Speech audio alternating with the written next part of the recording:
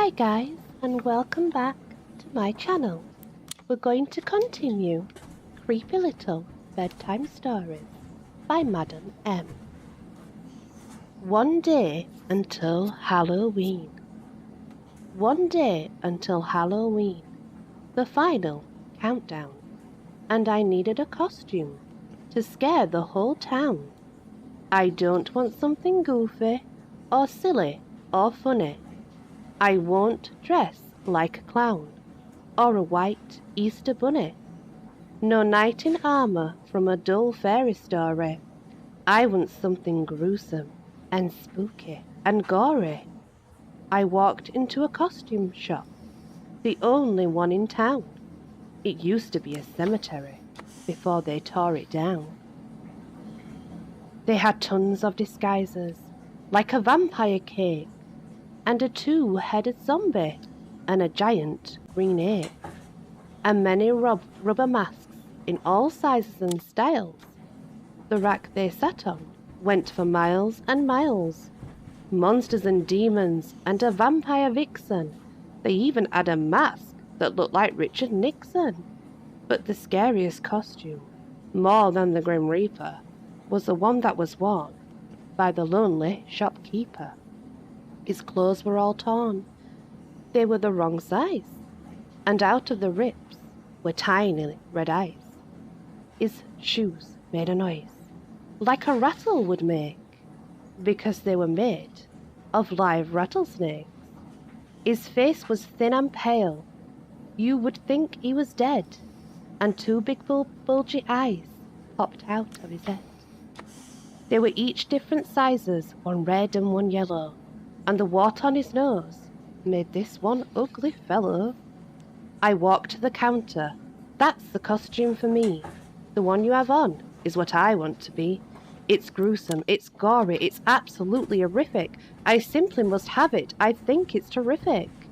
I love how your mask is so slimy. It's groovy. It's just like a monster from a late-night scary movie. And the bugs that are crawling on your head look so real. It certainly has a creepy kind of appeal. So how much to look like I've crawled from a tomb? How much to buy your disgusting costume? He sat in a long silence, as if comatose. I watched his skin peel. It was really quite gross. He slowly leaned over and closed his small eye and stared at me crossly. I wanted to die. He tapped his long fingers and looked round the room, and he said, "Sorry, Sonny, I don't wear a costume." Voodoo Doll. With a pin through his heart and his mouth sewn shut, buttons for eyes and moss padding his butt, dear Voodoo Doll sits in the same happy pose. He knows how to cause things no one else knows. With a stick of a pin, he controls all your aches. With a spark from a flame, your heartburn he makes. You'll suffer if he falls or jumps off the shelf. But if it makes you feel better, he'll also hurt himself. Johnny is a rock star. Johnny's been a rock star ever since birth. They announced his arrival all over the earth. He was born with a microphone sticking out of his mouth, and he cried with a drawl like they have in the South. He smiles so bright it stretches ear to ear. They could see it shining from the space station mirror. They knew when they saw he was born with sideburns. Those cheered in the street, the king returns. But as soon as the cheers leapt out of their lips, the nurses all noticed he was born with no hips. What kind of a rock star can't shake, rattle and roll? Why, without swinging hips, he dances quite dull. So the doctors came up with a nifty new plan. They would give this boy hips however they can. They set out a date for the operation, and the news announced their special presentation. Live tonight on the station, Johnny's hip transplant operation. Everyone watched that night on the telly. Would Johnny make it? Well, will he? We're here in the hospital this Friday night, coming to you live via satellite. The doctors give Johnny a 50-50 chance and to whether or not he will ever dance. Dr. Boomsall, answer me with conviction. And will you do for his anti-hip competition? We received a donor who recently passed on. He went by the name of Old Dancing Don. He's a disco king from 74 or 75 and just wants his dancing to be staying alive. After 24 hours at 1:45, the doctors announced the operation is done. I'm pleased to say everything went well, and whether it worked, I'll let Johnny tell. The doors opened slowly, the crowd went quiet, the new cameras got closer. This was the highlight. Johnny came out, swinging, his new hippie tushy. The girls all went crazy, and their legs went mushy. The crowd was wild for the protige that they had found, and Johnny Rock King was finally crowned. The Headless Girl. As I walked the other day, my head fell off and rolled away.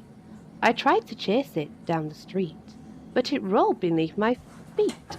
I tripped and fell flat on my neck. I'm sure I looked like quite a wreck. I wondered what my mum would say when she found my head had gotten away. She'd say, I always told you, as a matter of fact, you'd lose your head if it wasn't attached. To avoid mum's wrath, which was my fate, I decided a new face is what I would create. I popped off a head from my favourite fashion doll, attached it to my neck, though it was too small. Then I tied a pretty ribbon around my little neck. But still my mother noticed, oh geez, oh shoot, oh heck. She went and found my whole head, hiding underneath the tree. It was so scared as I was, it knew how mum can be. She sewed it back on the top of me, with nylon fishing tackle, and filled in all the gaps with extra strength band spackle. She put on a thick layer of new improved white glue, and added a strip of silver duct tape or two. But still my head had a mind of its own, and would disappear at night to places unknown, till one night I decided to just enjoy my head, and left my lazy body back to sleep in bed, where I ended up, I was sure surprised, at a local nightclub, looking at familiar eyes. I found split personalities must be quite contagious, because everybody's dancing there was half there and outrageous.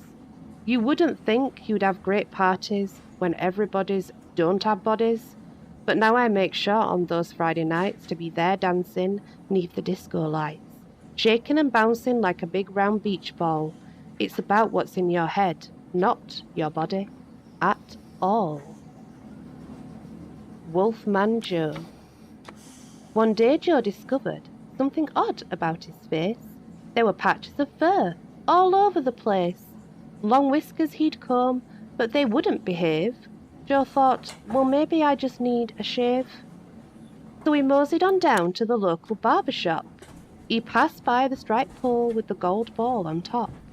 The barber lathered Joe up with Burma shaving cream and shaved him until his face was soft and clean. But it quickly grew back, then fold it did seem. So they lathered him up with more shaving cream. As the years went by, Joe just couldn't keep up, and he started to look like a purebred wolf pup. He grew a small tail and a great pair of fangs. His hair got real knotted, and he suffered from mange. He felt oddly strange when there was a full moon. He barked and he howled, and he would start to croon. His neighbours would yell, hey look, it's Wolf Boy. The mean kids would call him that ugly stuffed toy. It was hard for old Joe to be so big and hairy. He wanted to be liked, not thought of as scary. Then one day while Joe was playing throw and fetcher, he got caught in a net of a local dog catcher. Back at the pound, Joe pleaded his case. I'm just a man with a real hairy face. The vets all prodded and poked him with sticks, x-rayed his insides and dissected his ticks. They finally came to an enormous conclusion. The wolf was a man needing a blood transfusion. The nurses stuck in a huge bonking IV. They asked him real gently, Sir, coffee or tea? He said, gimme coffee, a Colombian blend. Pump me full of Java. Percolate to the end. After 2 cups of coffee, Joe's hair did recede. Doctor screamed, it's a coffee, with espresso, proceed. They injected all kind of beans, roasted and fired, Sumatra and Jamaican, until Joe was wired. They ran the IV from morning till night, till the doctor exclaimed, now this boy's all right. My job here is done. The case now you know, all you were needing was a stiff cup of Joe. Monster in my box. There's a monster in my box, and he's got the chicken pox. He's purple with green dots in my room. There's a monster wearing pants, and he does the chicken dance while he dreams about romance on the moon. Now the monster hums fandango when he does a little tango while munching on a mango. I swear it's true. Then he sings a little gospel, dancing with some real soul. When it turns into some rock and roll, I'll dance too. Thank you everyone for listening. I truly appreciate it, and I hope you enjoyed. Please take care, and I shall see you soon.